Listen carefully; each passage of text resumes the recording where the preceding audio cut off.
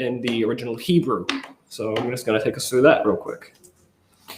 Avinu shebashmayim yitkadesh shimcha tavul malchutecha ya'aseh riztonecha ba'aretz ka'asher na'asa vashamayim ten lanu hayom lechem chuneku uselach lanu et ashmatenu ka'asher solechin anachu la'asher ashmu lanu ve'al tevinu lidei masa ki em Hatzilinu min hara, kilecha ha-mamlacha ven-gahareva veha-tiferet lo-olme olamim. Amen.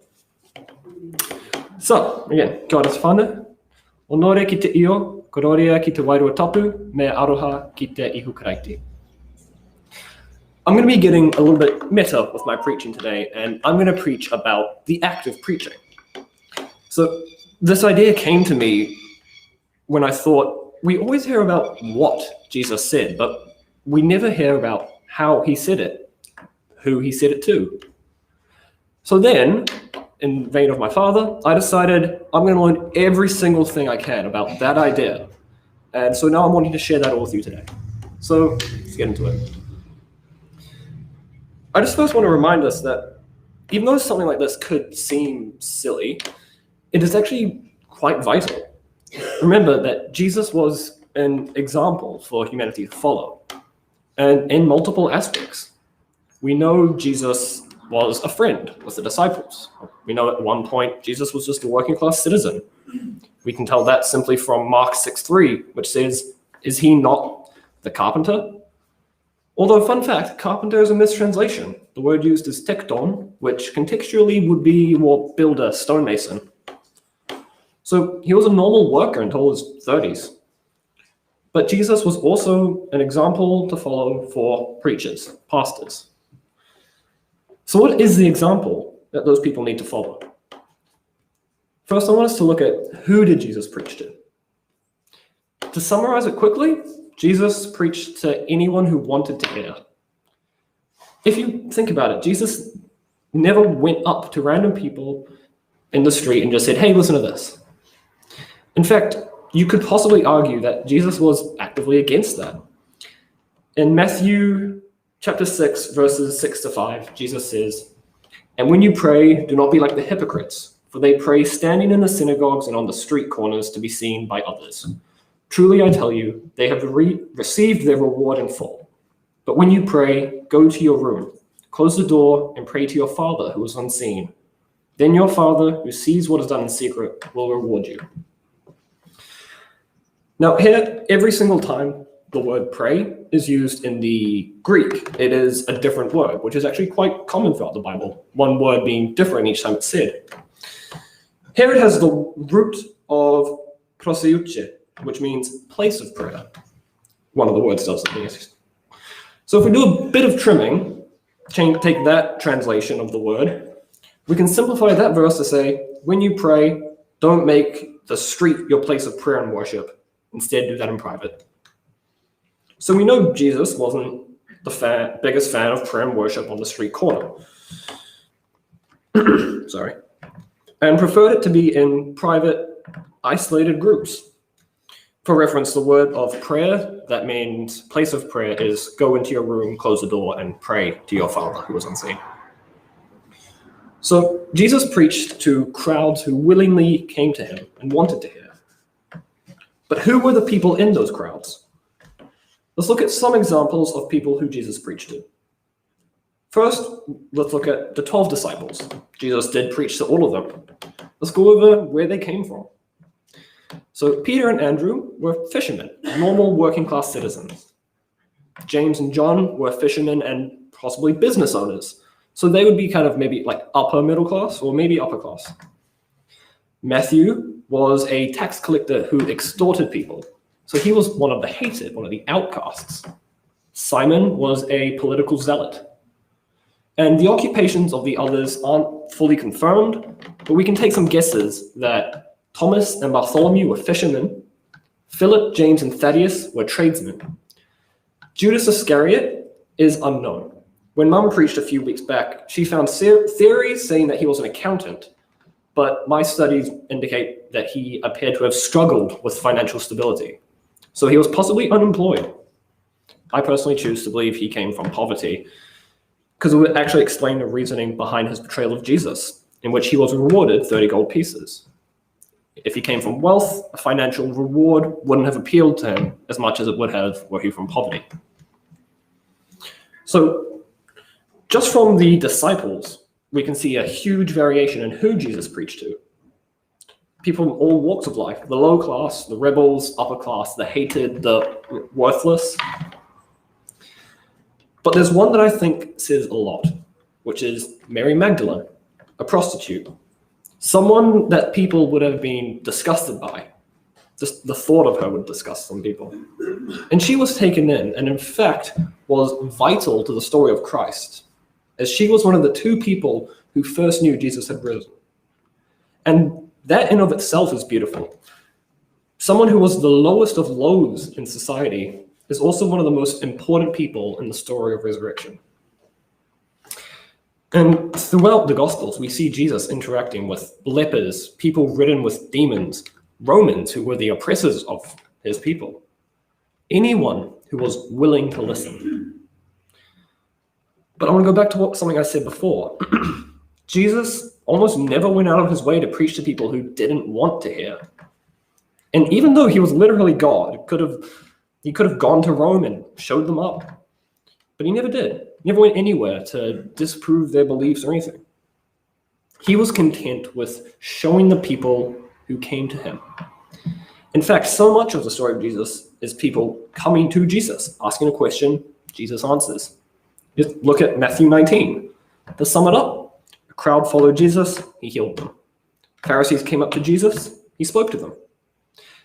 People brought children to Jesus, he spoke to them.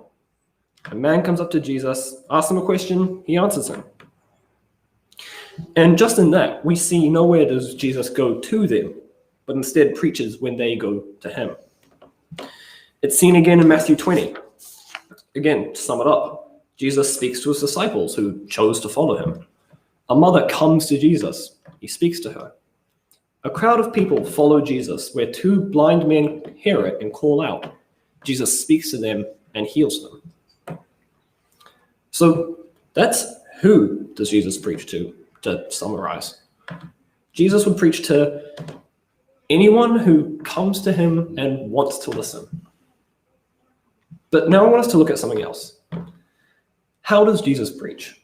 What type of stuff does he say? So I'm going to break this up into two parts. The first will be the how. How does Jesus preach? We can infer this from the times where the manner of Jesus' preachings are mentioned. Excuse me.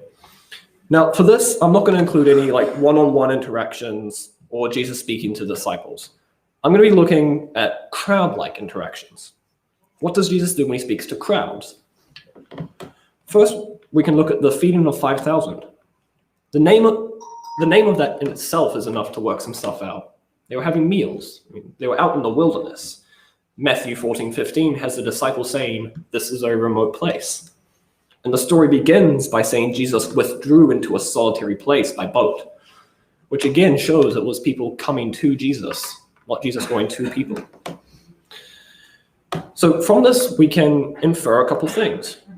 Jesus' preachings weren't overly formal, and the people's needs were just as important to Jesus as the message, if not more important. Another thing we can look at is that Jesus was humble. He went to his cousin John the Baptist in front of a crowd, got baptized. And Jesus never bragged about what he could do. Compare that to some modern day preachers you might see. If you look it up online, you can easily find videos of those, those preachers, they've got the giant auditorium, big flashing lights, they make a show out of it.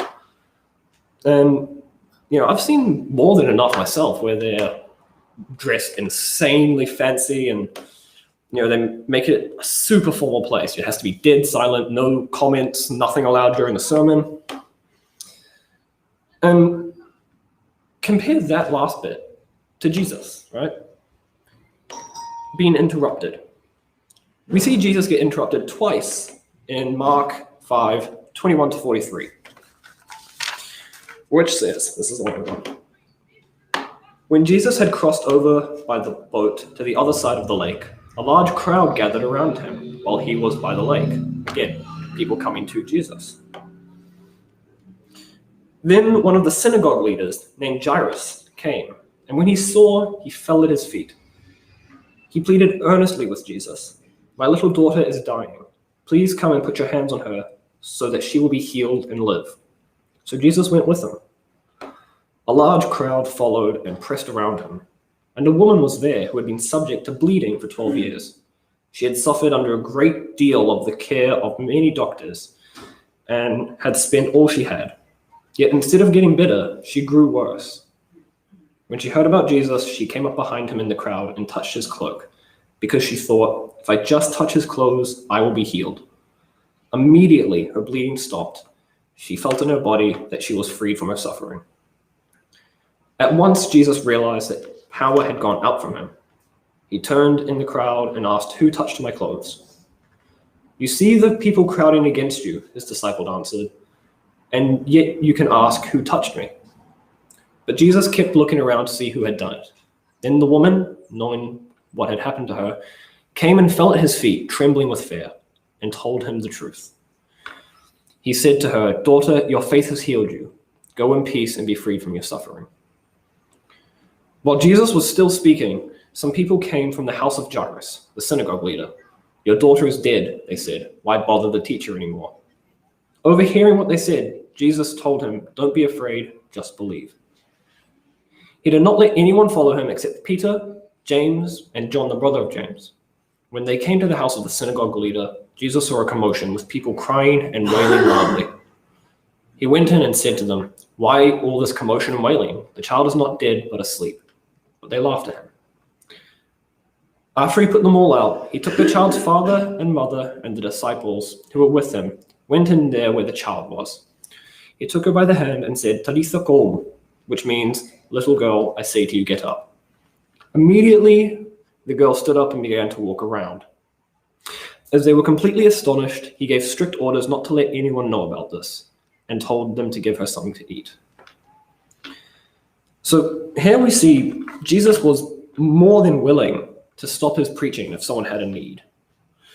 Which, this again for me points towards the idea that to Jesus, the people's needs are more important than the message. Actions, not words, type of thing. So Jesus preaches in relaxed setting, casual areas, with patience, in a way that allowed him to take care of the needs of the people. So what kind of things does he say in this way? At its core, what was the message of Jesus?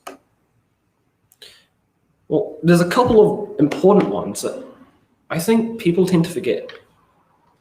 The first we can see in John 8:1-11, which says, "But Jesus went to the Mount of Olives. At dawn he appeared in the temple courts where the people gathered around him, and he sat down to teach them. The teachers of the law and the Pharisees brought in a woman caught in adultery. They made her stand before the group and said to Jesus, 'Teacher, this woman was caught in the act of adultery, and the law of Moses commanded us to stone such women. Now what do you say?' They were using this question as a trap in order to have basis for accusing him. But Jesus bent down and started writing on the ground with his finger. When they kept on questioning him, he straightened up and said to them, 'Let any one of you who is without sin be the first to throw a stone at her.' Again, he stooped down and wrote on the ground. At this, those who heard began to go away one at a time, the older ones first, until only Jesus was left with the woman still standing there. Jesus straightened up and asked her, 'Woman, where are they? Has no one condemned you?' 'No one, sir,' she said. 'Then neither do I condemn you,' Jesus declared. 'Now go and leave your life of sin.'" So I think this bit of the Bible is very important. Jesus is confronted with the law of the Old Testament and someone who has violated that law. And instead of punishing her like the law requires, Jesus basically calls everyone out saying, "You've all broken the laws. You can't say anything." Which shows us Humans are flawed, and that's okay. And we see this type of preaching as very prominent with Jesus, the idea of not being a hypocrite. I mean, if you look at the entirety of Matthew 23, it's a warning against hypocrisy.